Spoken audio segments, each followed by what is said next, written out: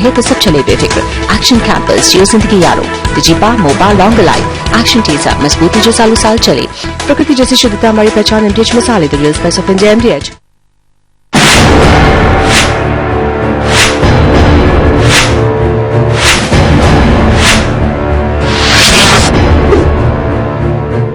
स्वागत है आप सभी का, मैं हूं गीतू चौहान।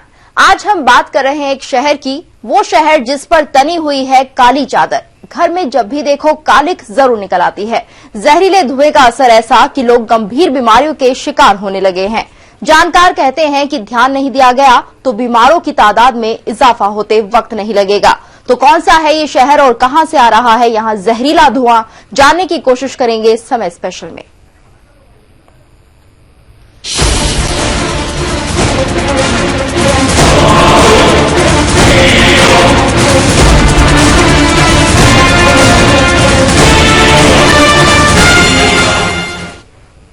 धुआं धुआं शहर, जी हां, एक शहर ऐसा जहां रोज कालिख बरसती है। पेड़ पौधे घर सब पर कालिख का असर दिखाई देता है। जानकार कहते हैं कि ऊपर से तो काले जहर का असर हो ही रहा है, लेकिन लोगों की सांसों में घुलकर ये धुआं ऐसी बीमारियां दे रहा है जिसके बारे में किसी ने सोचा भी ना हो। एक शहर पर तनी कालिख की चादर, घर घर में जमा हो जाती है काली काली धूल।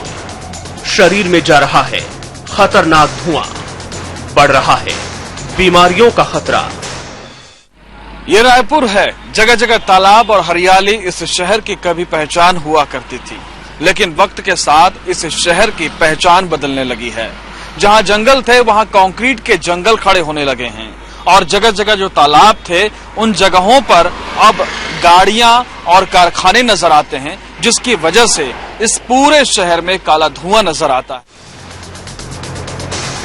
रायपुर शहर में वो सब कुछ है जो आमतौर पर हिंदुस्तान के बड़े शहरों में नजर आता है।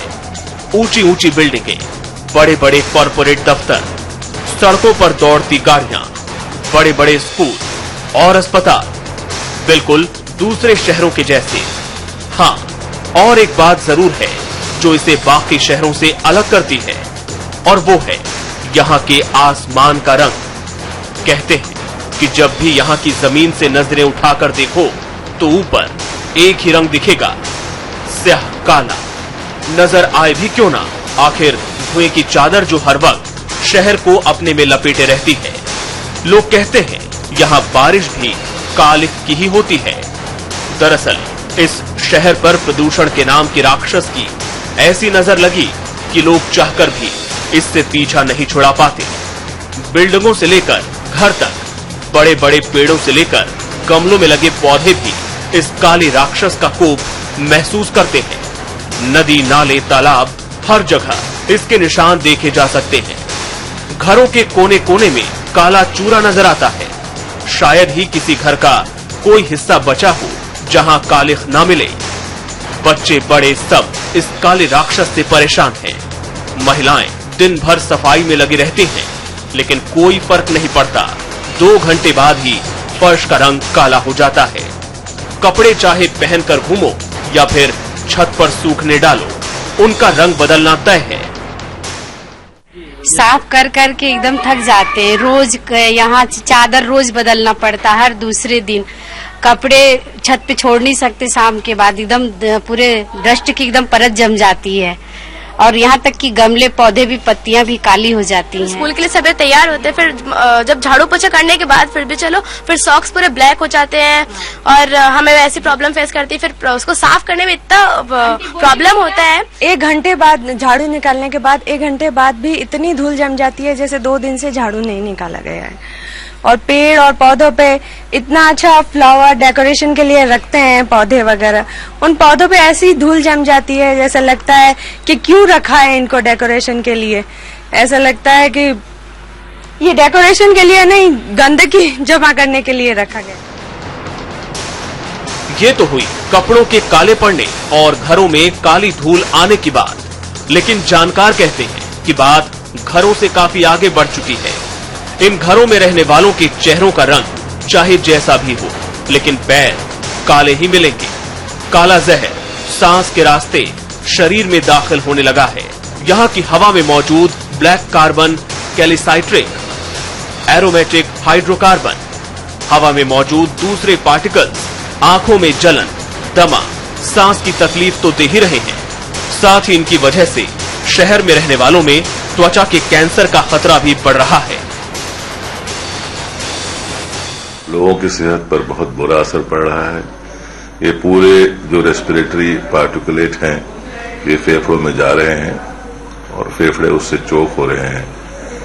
स्किन डिजीज बढ़ रही है और स्किन डिजीज बाद में हो सकता है कि कैंसर में तब्दील हो। कैंसर के, स्किन कैंसर के भी अभी कुछ दिनों पहले ही परसों नरसों रायपुर में पढ़ा कि स्किन कैंसर बढ़ रहा है। मैं सोचता हूं कि सब कुछ संबंधित है इस पॉल्यूशन से। और आइए अब आपको दिखाते हैं कि शरीर को मुश्किल में डालने वाला काला जहर आता कहां से है। ऊंची ऊंची चिमनियां और गाड़ियों को देख आपको इस सवाल का जवाब भी मिल जाएगा। अंदाजा लग जाएगा कि कैसे रायपुर शहर को वायु प्रदूषण ने अपनी जद में ले रखा है। घर घर में दिखने वाली ये कालिख रोजाना 20,000 टन कोयले के जलने और लाखों गाड़ियों के साइलेंसर से निकलती है। हवा के प्रदूषण की मुख्य वजह स्पंज आयरन और बिजली के संयंत्र और डीजल की गाड़ियां हैं। जानकारी के मुताबिक कई फैक्ट्रियों में जो कोयला जलाया जा रहा है वो मानकों के हिसाब से नहीं है। रायपुर में 20,000 टन कोयला प्रतिदिन जलता है और ये कोयला जो है स्पंज आयरन फैक्ट्री से सेकंड ग्रेड का कोयला है जो चलाना मना है। जो स्पंज आयरन फैक्ट्रीज हैं उनकी टेक्नोलॉजी ऑब्सोलीट है।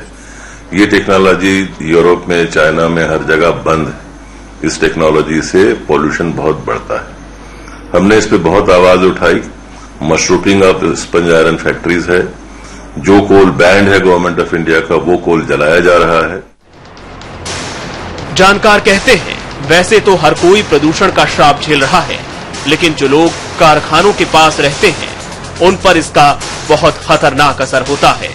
मोवा, हीरापुर, कबीर नगर, सड्डू, सिलतरा जैसे इलाकों में रहने वालों को 24 घंटे काले धुएं और कालिख के बीच ही बिताने पड़ते हैं।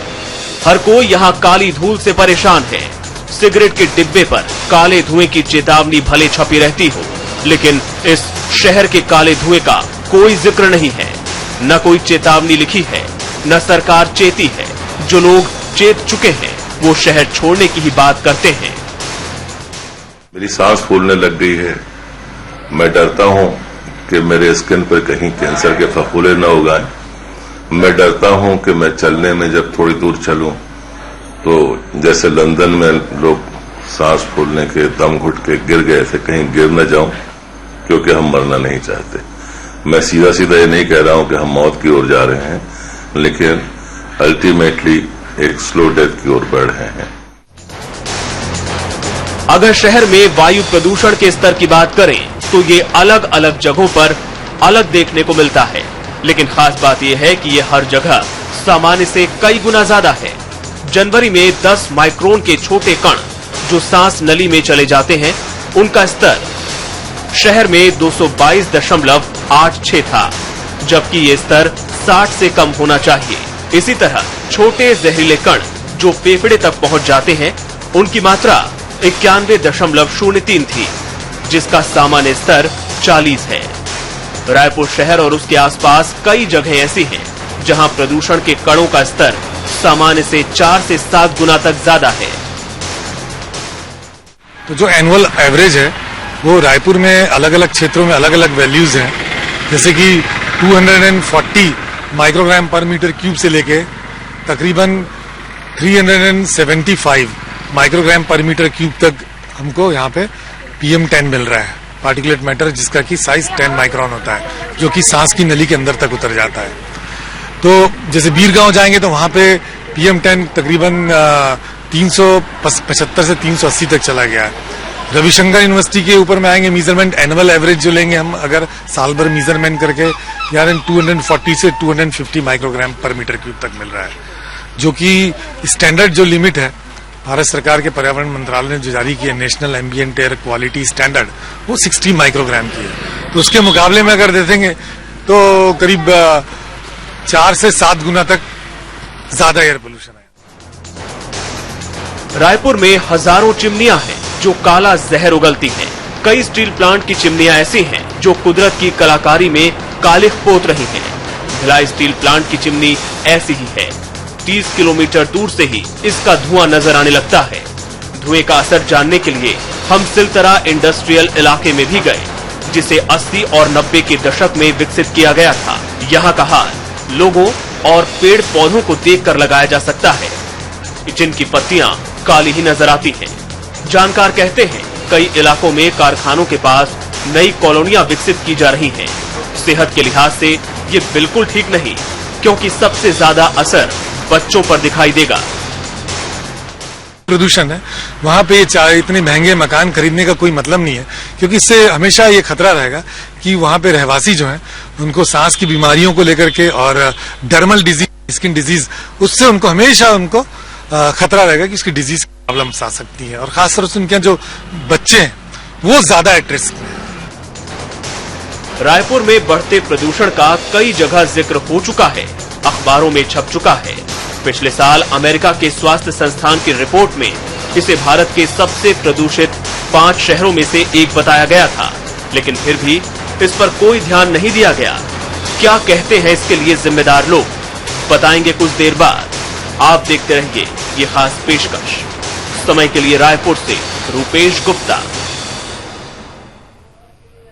यहां पर रुकेंगे एक छोटे से ब्रेक के लिए, जल्द हाजिर होते हैं।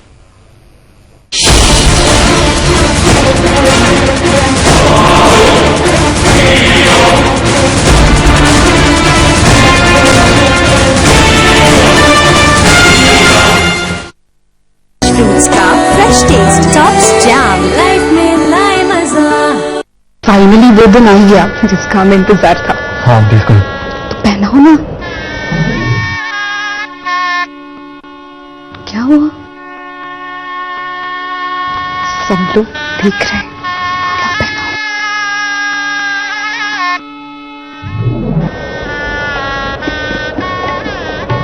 अच्छा है, बेगो है।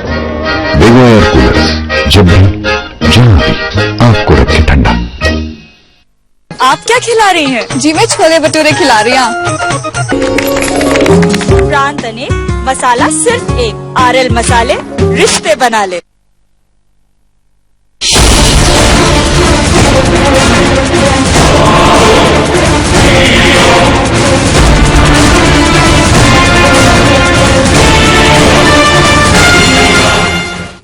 ब्रेक के बाद आपका स्वागत है। बात कर रहे हैं रायपुर की, जहां प्रदूषण का स्तर सामान्य से कहीं ज्यादा है। खास बात यह है कि जानकारों के साथ आम लोगों को भी इसका पता है, बस अगर कोई अनजान है तो वो महकमा जिस पर इस पर लगाम लगाने की जिम्मेदारी है।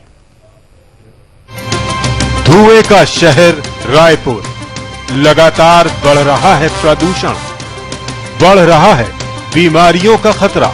सांस की परेशानी से लेकर कैंसर के भी बढ़े मामले।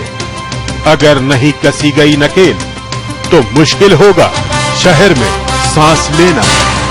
इमारत चाहे किसी भी रंग की हो, पेंट चाहे कैसे भी किया गया हो, गौर से देखेंगे तो कोई न कोई कोना ऐसा मिल जाएगा जहां कालिख जरूर जमा होगी। चिमनियों से निकल कर आने वाली ये कालिख हर किसी को परेशान करती है। छोटे घरों से लेकर बड़ी बड़ी कोठियों में रहने वाले भी इसका असर झेल रहे हैं।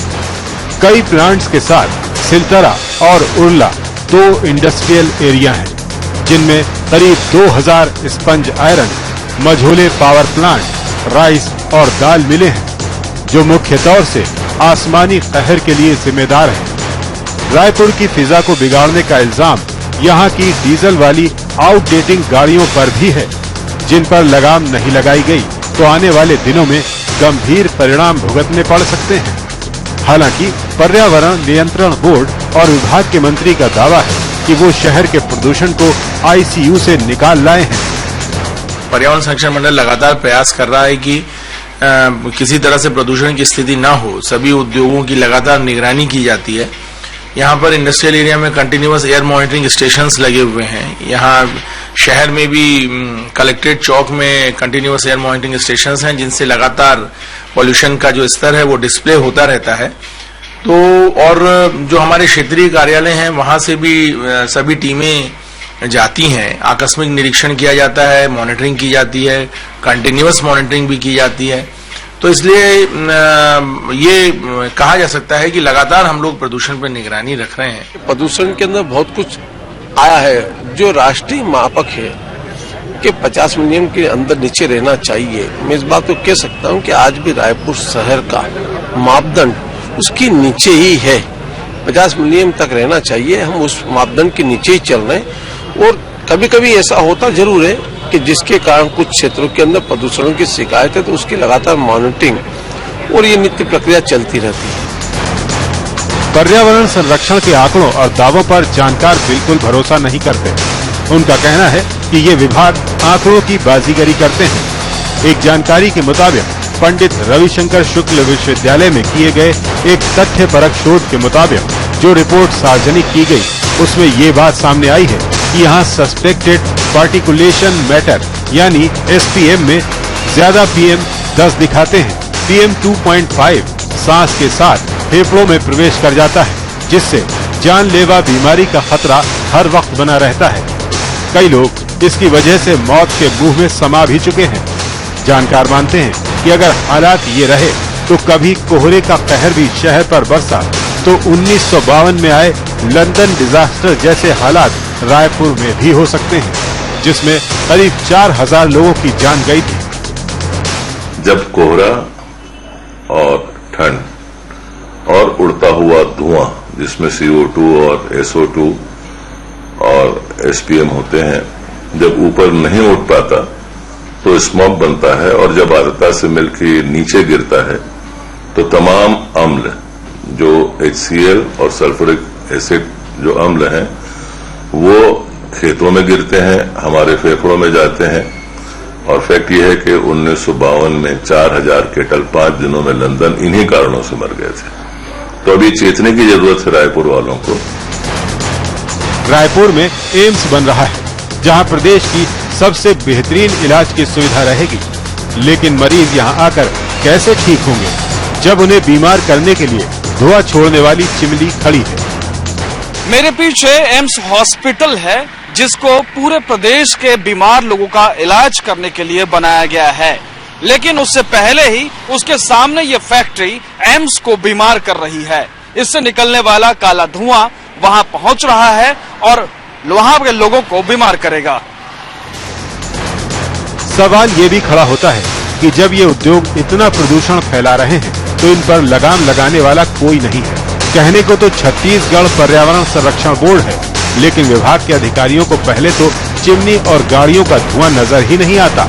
लेकिन अगर कोई और उन्हें दिखाने की कोशिश करता है तो अधिकारी प्रदूषण मापक यंत्रों के आंकड़े सामने रख देते हैं। लोग जानकार जो भी कहें, भले कालिक घरों में पटी हो, लेकिन कलेक्टर ऑफिस के पीछे लगा डिस्प्ले बोर्ड अभी भी बता रहा है कि शहर में प्रदूषण की हालत लाल निशान से काफी नीचे है। इस महकमे को अपनी छत पर रोजाना चिपकने वाली काली धूल भी नजर नहीं आती। छत्तीसगढ़ पर्यावरण संरक्षण बोर्ड का कहना है कि रायपुर में पर्यावरण की सेहत ठीक है, प्रदूषण का बहुत बुरा हाल नहीं है। उसके आंकड़े इस बात की उनके मुताबिक तस्दीक करते हैं, लेकिन जो सच्चाई है वो उसकी छत पर ही नजर आती है। जी हाँ, आप देख सकते हैं कि इस छत पर कैसे काले कार्बन की एक मोटी सी परत जमी हुई है और ये रोजाना इस तरह से जमा हो जाती है। कमोवेश यही हालत पूरे रायपुर की है। जगह जगह इसी तरीके से इंडस्ट्रियों से जो काला धुआं निकलता है उसकी एक मोटी परत इसी तरीके से लोगों के घरों में जमा हो जाती है। बड़ा सवाल है कि अगर प्रदूषण नियंत्रण में है, अगर पर्यावरण ठीक है, तो फिर ये काला धूल कैसे, और इस धूल का असर क्या होगा जब वो फेफड़ों में जाएगा। पर्यावरण संरक्षण बोर्ड की कार्य प्रणाली और विश्वसनीयता पर सवाल पहले भी उठे। बीजेपी विधायक देवजी भाई पटेल के मुताबिक उन्होंने 2006-2007 में प्राइवेट एजेंसी से सिलतरा और उड़ला में प्रदूषण का सर्वे कराया था, जहां कई गुना ज्यादा स्तर निकला। इसके साथ उन्होंने कई आंदोलन किए, उद्योगपतियों को राख भेंट की, लेकिन फायदा कुछ नहीं निकला। छत्तीसगढ़ हाउसिंग बोर्ड ने अपनी कॉलोनियां सिलतरा से लगे इलाके में डेवलप की हैं। यही पर्यावरण संरक्षण बोर्ड का दफ्तर भी है।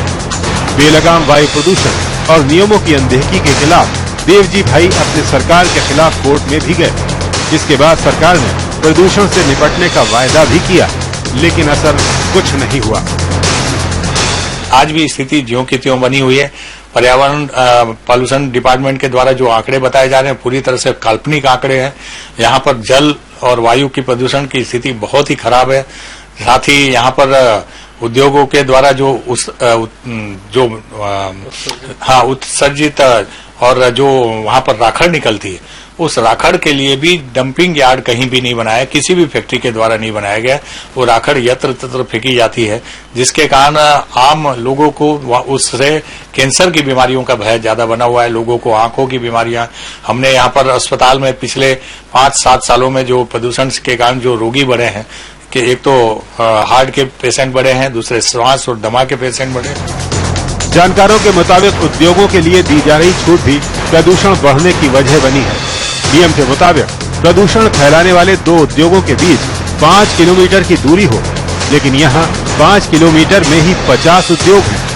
सरकार ने कोर्ट की सख्ती के बाद धुआं उगलने वाले कारखानों में काली धूल के कणों को रोकने वाली ESP लगाना जरूरी कर दिया था, लेकिन सख्ती के बावजूद ज्यादातर कारखानों में ESP शाम 5 बजे के बाद बंद हो जाती है, जब आंखों से देखना मुश्किल हो जाता है कि धुआं काला है या नहीं। पहले तो ESP भी नहीं थे, अभी ESP लगाए गए हैं, लेकिन परेशानी यह है कि रात को बिजली बचाने के लिए तमाम फैक्ट्रियां ESP को बंद कर देती हैं। हमने ये भी कहा था कि बहुत सीधा सीधा इसका उपाय है, जो मीटर ESP के लिए लगा है वो अलग कर दिया जाए और फैक्ट्री का मीटर अलग कर दिया जाए। जानकारों के मुताबिक अभी भी कुछ वक्त है। अगर कुछ बातों को अमल में लाया जाए तो हालात सुधरने शुरू हो सकते हैं। स्थिति सुधारने के लिए उद्योगों से निकलने वाले धुएं पर लगाम तो लगे ही, साथ ही वाहनों को चलाने के लिए CNG जैसे ईंधन पर विचार होना चाहिए। बहुत छोटी छोटी चीजें हैं, ट्रैफिक, उससे कंजेशन होता है, उसके लिए इंफ्रास्ट्रक्चर डेवलपमेंट अच्छे से किया जाए। अभी CNG का एक्सपेरिमेंट किया दिल्ली में, उससे पोल्यूशन कम होता है। जो भी व्हीकल्स आउटडेटेड हो गई हैं जिनसे पोल्यूशन होता है, उनको बैन कर दिया जाना चाहिए। जो ऑटो की मशरूमिंग हो रही है और उसमें मिलावटी पेट्रोल मिल रहा है, उस पर चेक कर सकते हैं। तो स्पंज आयरन फैक्ट्रीज यहां पर हैं, उनका विकेंद्रीकरण कर सकते हैं।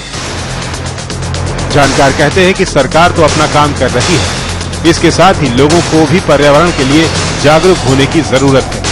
अगर इस ओर ध्यान नहीं दिया गया तो हालात और मुश्किल हो जाएंगे। समय के लिए रायपुर से कैमरामैन नरेंद्र और अजय चौधरी के साथ रूपेश गुप्ता। और इसी के साथ इस खास पेशकश में आज इतना ही।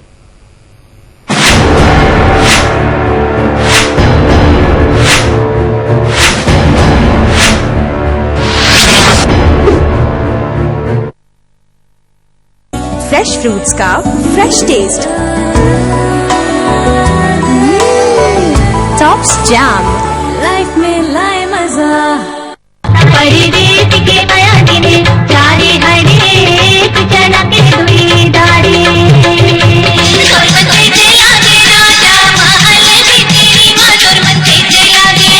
खासगारी थे ननद मोहले थे देवर बाबू। प्रदेश के सभी नागरिकों से मेरा अनुरोध है कि राज्य में होने वाले लोकसभा चुनाव में अपने बहुमूल्य मत का उपयोग देश हित में बिना किसी प्रलोभन, डर एवं भय के समझदारी से करें। याद रखें, मतदान आपका अधिकार ही नहीं कर्तव्य भी है, अतः अपने मताधिकार का उपयोग अवश्य करें और लोकतंत्र को मजबूत बनाएं। अधिक जानकारी हेतु हमारे call centre toll free number 1950 पर संपर्क कर सकते हैं। हमारी वेबसाइट www.ceochhattisgarh.nic.in पर लॉग ऑन करें। मुख्य निर्वाचन पदाधिकारी छत्तीसगढ़ द्वारा जनहित में जारी। आम चुनाव 2014 के चुनाव रथ में आपका स्वागत है। इन बिहारों में अब डकैत नहीं है। कांग्रेस के ऊपर आरोप है कि आपने डकैतों को पाला है, खिलाफ कार्रवाई नहीं कर रही है। जो आंकड़े हैं उन आंकड़ों को झुटलाया यहाँ के जो लोग हैं वो क्या मानते हैं? गेहूँ सूख रहे हैं, लास्ट पानी चाहिए, गेहूँ को लास्ट पानी, सड़क बिजली पानी आप नहीं दे पाए। आप मानते हैं कि चल रही है। इस वक्त जो राजनेता है वो राजनेता जनता के हित की बात नहीं करते।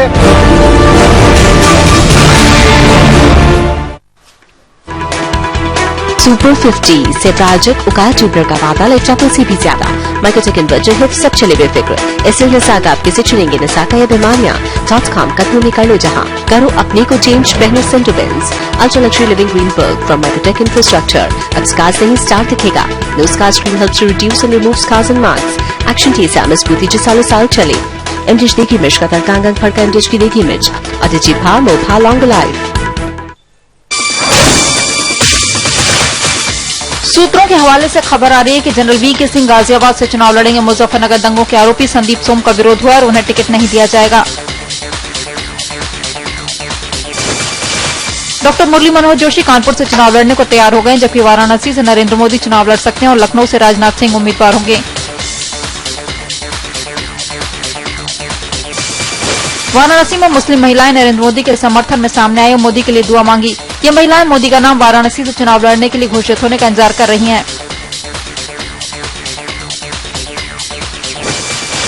बीजेपी ने नरेंद्र मोदी की डिनर पार्टी की खबर का खंडन किया है। बीजेपी की ओर से जारी बयान में कहा गया है कि पार्टी के चुनावी फंड के लिए किसी भी डिनर पार्टी का आयोजन नहीं किया गया है। इससे पहले खबर थी कि एसोचैम की तरफ से नरेंद्र मोदी के साथ डिनर का कार्यक्रम आयोजित किया गया, जिसमें बीजेपी के लिए फंड जुटाया जाएगा।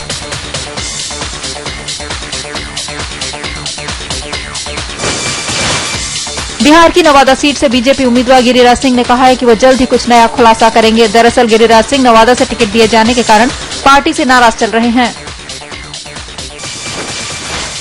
कांग्रेस नेता राजबब्बर ने गाजियाबाद में अपना चुनाव प्रचार शुरू कर दिया। राजबब्बर गाजियाबाद से कांग्रेस के लोकसभा उम्मीदवार हैं।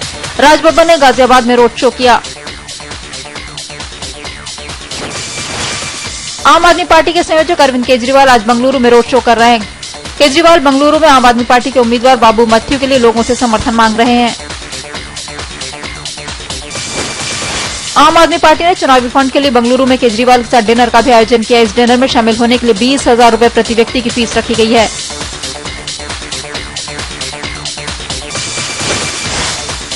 मीडिया को जेल भेजने से जुड़े अपने बयान पर केजरीवाल अड़े हुए हैं। बंगलुरु में केजरीवाल ने कहा कि उन्होंने कुछ भी गलत नहीं कहा है।